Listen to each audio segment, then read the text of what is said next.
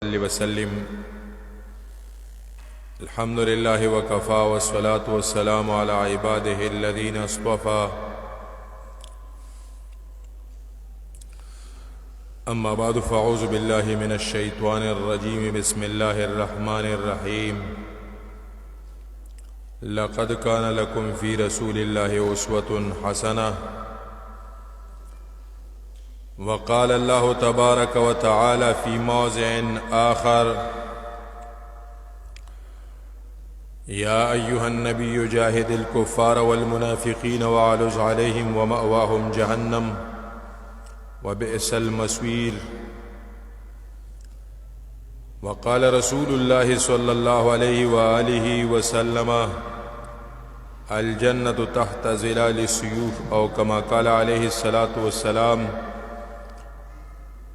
الجهاد ماضٍ إلى يوم القيامة، أو كما قال عليه الصلاة والسلام: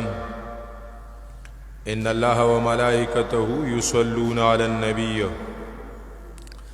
يا أيها الذين آمنوا صلوا عليه وسلموا تسليما.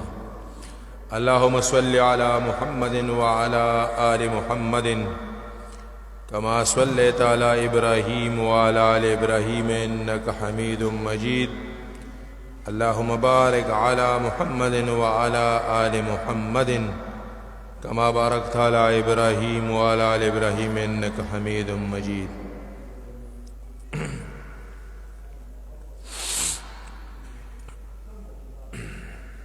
مولاي صل وسلم دائما أبدا على حبيبك خير الخلق كلهم. اللهم صل على سيدنا ومولانا محمد وعلى آل سيدنا ومولانا محمد وأصحاب سيدنا ومولانا محمد وبارك وصل وسلم بأم درود شريف. اللهم صل على محمد وعلى آل محمد كما صليت على إبراهيم وعلى آل إبراهيم إنك حميد مجيد. اللهم بارك على محمد وعلى آل محمد كما باركت على إبراهيم وعلى آل إبراهيم إنك حميد مجيد. زما عزت مندو د سیرت النبی صلی الله علیه و آله وسلم په مبارک موضوع باندې د جنگ حنین واقعه بیانېدله. رسول الله صلی الله علیه و آله وسلم مبارک د طائف یو قله نه فتح کېده، واپس تشریف مبارک راوړو جعرانه تا، او جعرانه کې 12 ورځې انتظار فرمایلو، او دغه دوران کې سردار کون و مکان صلی الله علیه و آله وسلم مبارک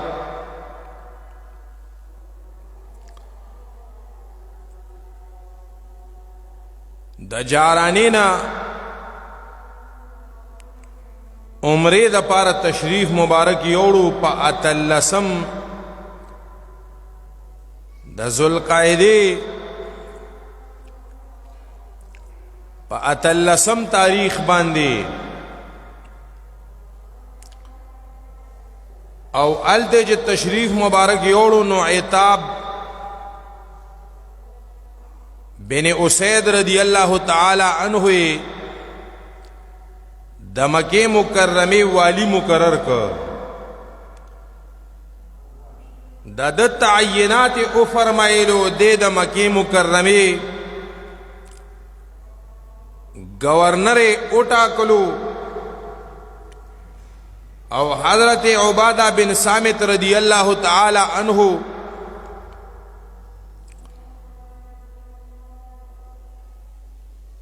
د تعلیم د پارا د قرآن پاک او د حدیث مبارکو او د دین د تعلیم په غرض باندې د دین د مسائلو د عباداتو د معاملاتو په غرض باندې د یو مدرس په حیثیت باندې مقرر او فرمایلو.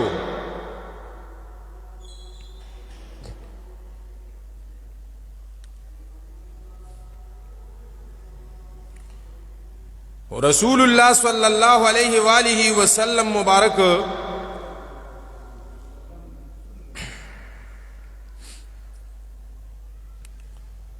ما تاسو ته ویلیو دا خلق بیا راغه د طائف او د اوتاس او دې کې د دې چې کوم غټ سردارو چې هغه ځان پسې قلا بند کړي و هغه هم راغو توبه طائب شو اسلام قبول فرمایلو.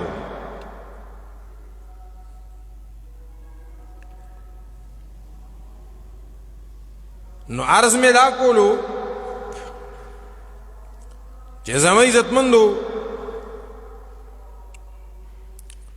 رسول الله صلی الله علیه و آله وسلم مبارک 13 جمعه کې مې ویلیو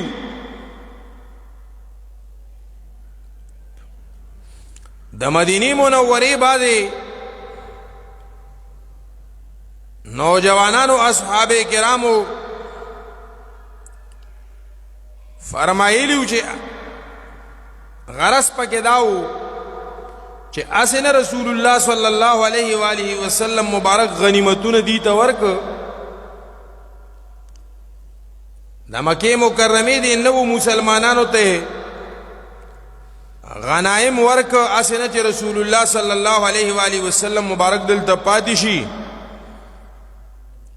نو ما تاسو ته ویلیو دا خلک ځان لکه مدینه منورې انصار ځان لکه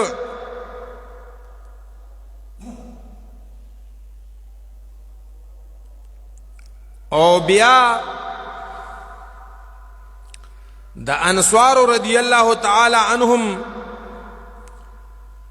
ته یو مفصل خطاب فرمایلو ما تاسو ته ویلیو. خو بیا اخره کې کائنات سردار صلی الله علیه و آله وسلم مبارک فرمایلی وی انصار به کمیږي او خلق به ډیریږي او انصارو الله جل جلاله زما په برکت تاسو له لیر لوی شان او شوکت درک او د اسلام په وجه باندې تاسو له الله تعالی لوی عظمت او عزت درک او وی فرمایل خلق بزان سرا ګړي چيله بوزي غواګانی او خان ببوزی او انصار با د مدینه منورې انصار بزان سره د الله محبوب او حبیب او محبوب پیغمبر صلی الله علیه و آله وسلم بوزی. انصارو پچغو چغو جړل وی مونږ غوښتم داسي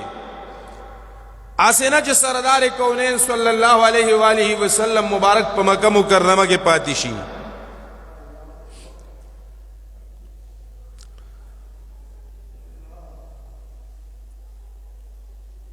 ذوالحجه ذوالقعده چې ختمې دلا سردار کائنات صلی الله علیه و آله وسلم مبارک مدینه منورې ته تشریف مبارک یوړو.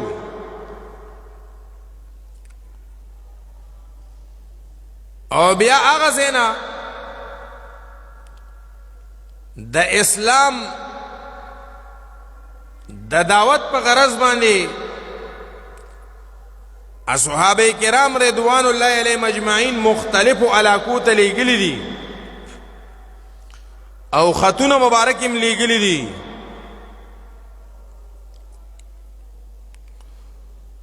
او بیا د ذوالقعدې پسې ذوالحجه وی نو په پخوانه طریقه باندې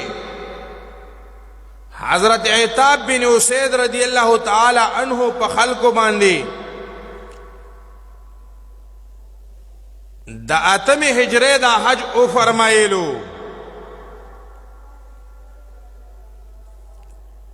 اور رسول اللہ صلی اللہ علیہ وآلہ وسلم مبارک اعلان فرمایلو چې د جزیرۃ العرب نه یهود او نصاراو شړی باقاعده حرمین شریفینو ته د کافرو داخله دل د منع فرمایلی شوی دی او اوس حالاتو کې داسې راځي چې په مسلمانانو کې کمزورتیا پیدا شوه نو موږ د بعضې ملګري وایي چې حرمینو شریفینو کې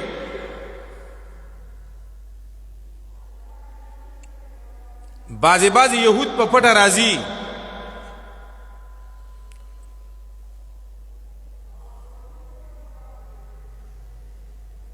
نو مسلمانانو حکمرانانو لا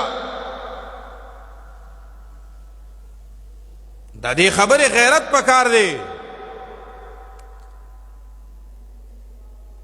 چې په جزیرۃ العرب باندې د یهودو داخلېدل منع وګرځوي او دویم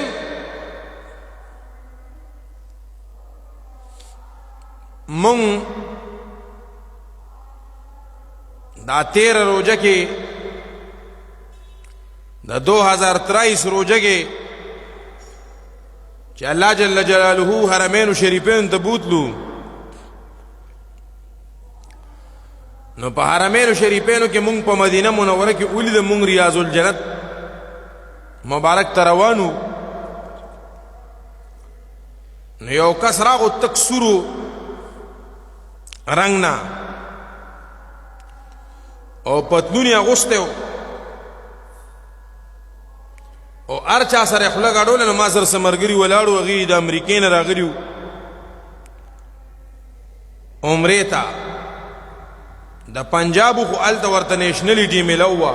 او ډېر نیکان خلکو خسته غټي غټي ګيري او ډاکټرانو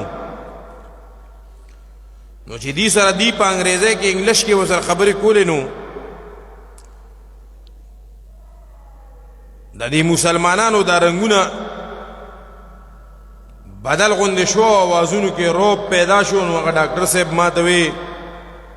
په اردو کې راته وی وجدا سره مونږ ته مسلمان نخ کاری دا مونږ ته دی ویم چې زه د اسرائیل ویم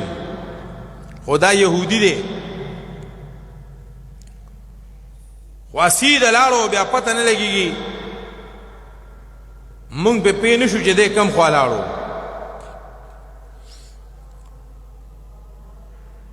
خو عرض مې دا کولو رسول الله صلی الله علیه و آله وسلم مبارک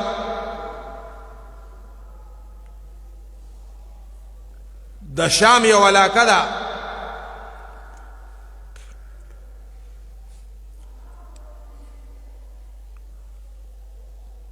ذات الصلاح ورته ویل کېده هغه ته یو وفد ولېږه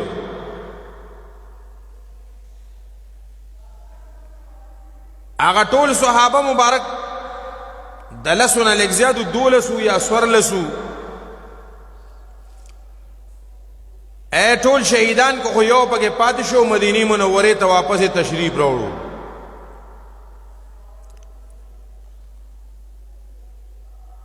بیا رسول الله صلی الله علیه و آله وسلم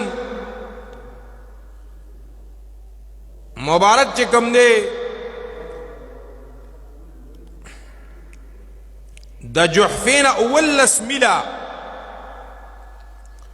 فاصله باندې اولا کدا چې دا هغه علاقې خلکو ته یې پیغام ولېږلو حضرت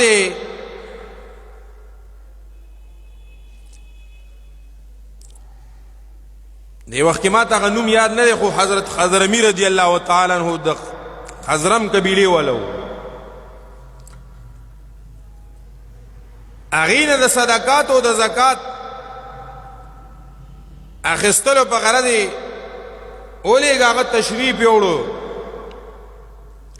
نو ټول خلق صدقات او زکات جمع کول په غرض را جمع شو، لیکن بنو تمیمو انکارو کو توری راواغستی د رسول الله صلی الله علیه و آله وسلم عامل د زکات د دغه علاقې واپس تشریف یوړو. آقا دو عالم صلی الله علیه و آله وسلم مبارک ته پیغام ورسو دا چې بنو تمیم داسې کارو کو. رسول الله صلی الله علیه و آله وسلم د دیر شو نه ډیر صحابه تقریبا سلويخ یا صد پاسا د دیو وفد تیار کو، یو لخر تیار کو او هغه اولیګ دای مبارکان چې ال تر رسیدو نو ماسختن شوه وو. نو اصحاب کرام په چاپو غرزولا او دا خلک گرفتار که یولس سړي او یویش زنانا او سه اوخان او ګړې چیلې وغیرہ د تراوستو.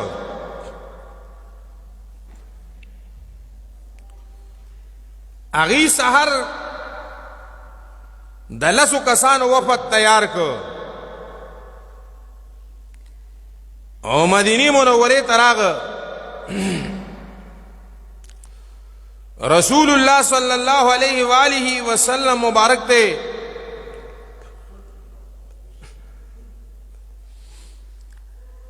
آوازونه شروع کو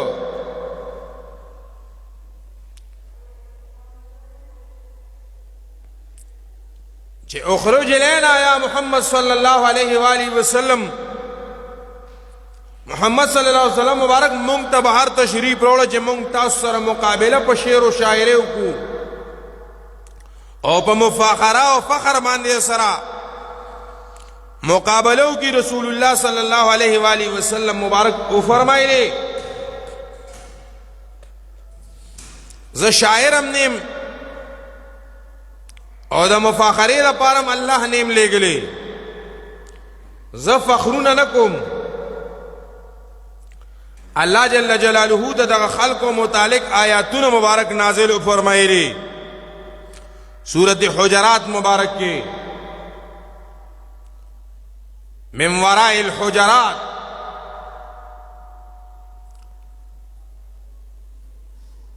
دغلتا ینادونک من وراء الحجرات چې تاسو ته د حجرونو بهر آوازونه کوي. تاسو مبارک صلی الله علیه و آله وسلم دی ته خپل تشریف مبارک وروړي نو لکان خیر لهم، دا بیا دی د پاره بهتري ده پدې کې.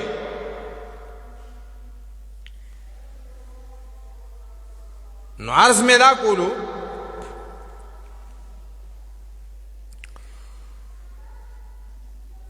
بیا رسول الله صلی الله علیه وسلم تشریف مبارک راوړو. دیوی مونږ ته اجازه تو کې چې مونږ تاسو په مخ کې څه بیان وکړو. نو د دې یو خطیب پاسې ده او یو خطبه ویلا. بیا رسول الله صلی الله علیه وسلم یو صحابي مبارک ته اشاره او فرمایي چې د جواب وکا. نو سردار کائنات صلی الله علیه و آله وسلم مبارک آغا صحابی مبارک داغه جواب فرمایلو. خود دغه وخت داسیو چې د عربو چې کم خلقو خصوصا باندو والا اغي وی ک رسول الله صلی الله علیه و آله وسلم مبارک تعالی جل جلاله مکہ مکرمہ کی غلبہ ورکو فتح او مکہ مکرمہ فتح شوا. نو مونږ به ټول دا ومنو چې رسول الله صلی الله علیه وسلم د الله تعالی حق سچ پیغمبر دی، نو مونږ به ایمان وروړو. الله چې بره او فتح ورکا دا خلق به ډلې ډلې راتلو او اسلام کې به داخلېدو. رسول الله صلی الله علیه و آله وسلم مبارک سره بیعت مبارک فرمایلو. داغه متعلق الله جل جلاله وعم نواله دا سورت مبارک نازل او فرمائے اذا جاء نصر الله والفتح ورأيت الناس يدخلون في دين الله افواجا. اذا جاء پاوخ کے چراشی دا اللہ نصرت و امداد راشی و فتح راشی و غلبہ راشی، نو دا خلق بوینی چی پا اسلام کے با ڈلے ڈلے داخلی گی. اللہ جل جلالہ چی دا سورت مبارک نازل فرمائلو. حضرت سیدنا صدیق اکبر رضی اللہ تعالی عنہ پجڑا شو. صحابہ کرام حیرانو، وی دا خوشحالی موقع دا اللہ دا امداد او دا اللہ دا فتح او دا غلبی او دا نصرت دا اسلام دا اللہ دا امداد بیان دے. ابو بکر صدیق رضی اللہ تعالی عنہ جاڑی. ابو بکر صدیق رضی اللہ تعالی عنہ چی پختنو شوا، وی قربان ولی جاڑی؟ وی معلومی کی دا سی چی زمونگ نا مینز نا اس چی کم دینو سردار کائنات صلی اللہ علیہ وآلہ وسلم مبارک تشریف مبارک اڑی. زگجد رسول اللہ صلی اللہ علیہ وسلم مبارک کا مزمی واری وا آپ پورا شوا. آتم ہجریم ختم شوی دا و نحم ہجرے میاشتم را خطلی دا او خلق پہ اسلام کم ڈلے ڈلے داخلی دا. دا کائنات و سردار صلی اللہ علیہ وآلہ وسلم مبارک تا اللہ تعالیٰ فرمائی فسبح بحمد ربک. دا اللہ تسبیح وایا، دا اللہ حمد بیانوا، پاکی و لوی بیانوا، دا اللہ بڑائی و بزرگی بیانوا او اللہ تا استغفار کوئی. اللہ جل جلالہ توبہ قبل ان کے دے. نو دلتے و اشارہ عبداللہ ابن عباس رضی اللہ عنہما فرمائی چه کله انسان د بوډاوالی زندگی شروع شي، نو بوډاوالی کله دی چې کله سړی د څلوېښتو کالو نه واوړي، نو دله بیا بل کار نه دی پکار سیوا د دې نه چې دی به د الله ذکر او تسبیح کوي او د الله عبادت کو د مرګ تیارې به کوي. دې ته اشاره ده. ما وقتی وی خو خبر وقتی پاتې شوا. زما خیال داره چې بیانات کول خلوی خبره ده، حالاتو ته چې وګوري نو مسلمان چې مسلمان وي او د ایمان زرم پکې وي، صرف یو ذره ایمان پکې وي، نو مسلمان له روټۍ خوند نه ورکوي او روټۍ خوړی نشي. داسې حالات دي. او بس کولو ته د سړي زړه نه کېږي. او زه خو دا ویم چې تقریبا په دې وخت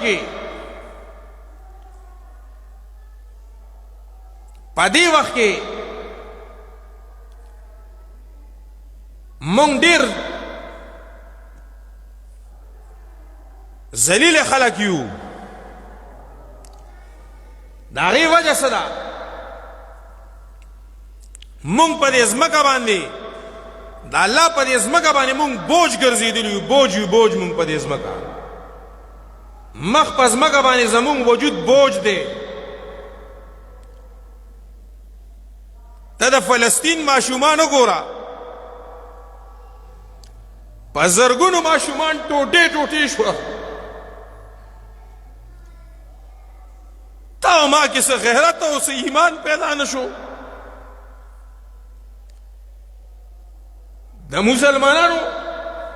د فلسطین د رسول الله صلی الله علیه وسلم دغه اولاد روحاني یهودو هغه کیمه کو. مسلمانان ټول او نوجوانان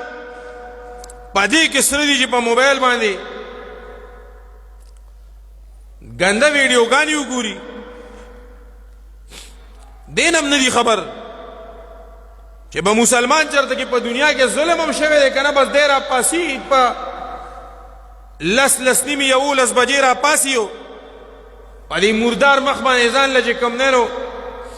اوبه واچوي، صابونونه او کریمونه په ځان ومږي، موبایل به کولو کی او تشبیه تر یو 2 بجو پورې بده او فتویم د ځانه جاری کوي. وای دا خو مونږ په سکرین ګورو نه دی، خو څه دومره ګناه نشته دی. او مونږ چې کوم نه نو آیا وای د پبجي د گیم څه ګناه ده؟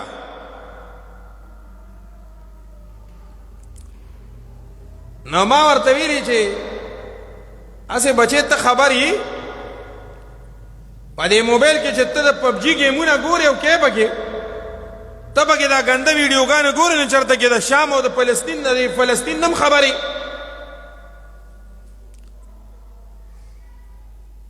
ما ته یو کس دا موبایل راښکاره که ما سره دا موبایل دی، نو ما ته یو کس موبایل راښکاره که نو په هغې کې ما د فلسطین یو مسلمانه خور ولیده، یهودو لښکرې راغلي دي او په مسجد اقصی مبارک کې چې کوم دی نو په هغې به یې لاسونه تو کړي دي او څپېړې ورکوي. دې وخت کې به ته څه زندګي تېرې؟ یو 50 یا 50 مسلمانان ملکونه دي، یو کې دا غیرت او شهانت نشته دی چې هغه فلسطین دپاره چې کوم دی لښکر تیار کړي. که په پټه باندې کې بیا مونږ درته دعا کوو، خو په پټه خو نه ده پکار، په پټه خو نه ده پکار. ښکاره چې څنګه امریکا میدان ته راځي د یهودو په سر او د اسرائیلو په سر، مسلمانانو لم پکار دی چې ښکاره خپل تانه خو روس ښه دی، روس امریکې له جوابونه او دمکیانې ورکوي. ایران ته ته کافر او مشرک وې، د ایران شیعاګانو ته هغه شیعاګان ورته چې کوم دی په سترګو کې سترګې اچولي، تاله خو بنګړي اچول پکار دي. د مسلمان حکمران ځان ته وې بنګړي واچوه، لوپټې په سر کوي. که مجاهد د جهاد خبر وکړه ته بیا هغه کله ګیدو بند کې اچوي او کله یې قتلې او شهید کوي. نو عرض مې دا کولو زموږ عزتمندو ډېر خطرناکو حالاتو سره مخ یو، د اسمان ارادې هم خرابې دي. د دې وجې نه دا غیرت او شهادت پکار دی. یو یهودي دی په یو علاقه کې او هغه سره یو مسلمان وینځر او ظلم یې پې کولو او دې اوازونه کول وی یو خو به زما رور فاروق اعظم رضی الله تعالی عنہ ته به خبر وشي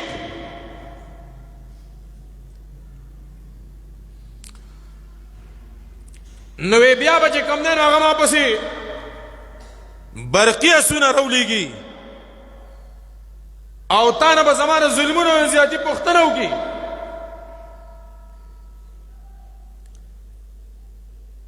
د مسلمانانو یو قافله تیرېدله، یو مسلمانه زنانه ده هغه د چا په گرفت کې د وینځه یې جوړه کړې ده. د یو یهودي فاروق اعظم رضی الله تعالی عنہ ته خبر راځي،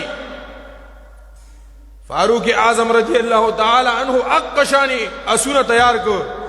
او دا ملک حکمران ته پیغام ولېږلو چې زما یو مسلمان خور ده استا د یو ملک په یو د یو یهودي په کور کې دا په ظلمونه کوي، ما ته زر تر زر حواله که په عزت سره ګینه داسې لښکر به در واستوم چې ستا د ملک نقشه به بدله کړم د یو مسلمان خور دپاره او چې د ایمان جذبه وه د هغه عربو نه محمد بن قاسم رحمه الله د یو مسلمان زنانه د عزت دپاره د هغې د انتقام اخیستلو دپاره د چنګیز خان او د تاتاریانو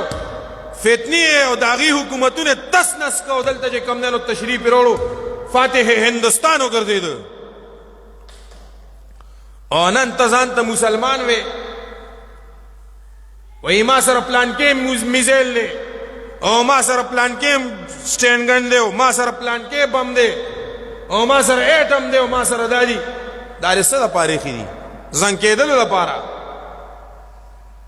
د دې په نوم خو څوک نه یېرېږي نو چې څنګه یهودو د امداد دپاره امریکا برطانیه کولاو را روان دي مسلمانانو حکمرانان له پکار دي چې کولاو چې کوم دی نو راشي او هغې چې کوم دی د مسلمان په سر باندې ودرېږي او د فلسطین مسلمان ته دا ووایي چې ته د رسول الله صلی الله علیه وسلم امتی او زه غلام یم زه به چې کوم دی ته زما ورور یې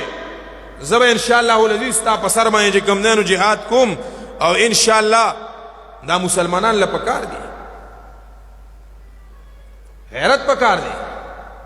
زما د مشرانو نه زما د اسلافو نه یهود او نصارا امریکا او برطانیه په لړزان پراته وو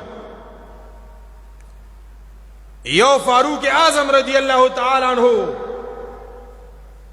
او بیا دې دور کې په دې صدی کې الله د عمر په نامه باندې یو بل پیدا کړو چې د هغې نه ټوله امریکا او برطانیه او 450 ملکونه پړچاو چې په افغانستان کې د امیر المؤمنین ملا عمر صاحب اسلامی حکومت دی وی هسې نه چې دا اسلامی حکومت چې کوم دی نو ټولو ملکونو ته خور شي او مسلمان یو شي یهود او نصوارا به چې کوم دی د بیخه وباسي ختم به کړي ته هم د دغه عمر اولاد کې نو ما تعالی هم غیرت پکار دی دا شهانت پکار دی مونږ هم د رسول الله صلی الله علیه وسلم غلامان یو او تا ته دې زیری وي هغه ته د دې خبرې پته ده چې زما دا دنیا ده دی به په افغانستان کې پیمپرې اغوستې او تا ته خو پته ده که په ډېر نعمتونو کې ته پروت یې نو هغه نعمتونه به سیو تر کمه به وي خو ته دا یقین جوړ که نظریه جوړه که چې زه کله میدان ته وتم نو زه به شهید کېږم نو چې شهید کېږم نو خدای پاک جل جلاله به د دې نه لوی نعمتونه راکوي په ما باندې به د زنکدن سختي م ني والله به دغه وخت کې خپل دیدار هم را نصیب فرمایي د دنیا به څه نعمتونه وي د آخرت نعمتونه دي چې آقا صلی الله علیه وسلم مبارک فرمایي لا عین رأت سترګو نه دي لیدلي ولا اذن سمعت د هغې صفات غوږونه اورېدلي نه دي ولا خطر قلب بشر د بني آدم په زړه کې د هغې خیال او تصور قدرې نه دی پیدا داسې نعمتونه الله مقرر کړي دي دا به الله جل جلاله ډایرکټ په ډایرکټ درکوي دا جنت دا هغه نعمتونو او د نعمتونو د ټول نه لوی نعمت د الله دیدار د هغې مختصر ترین لاره هغه شهادت دی او جهاد دی واخر دعوانا الحمد لله رب العالمین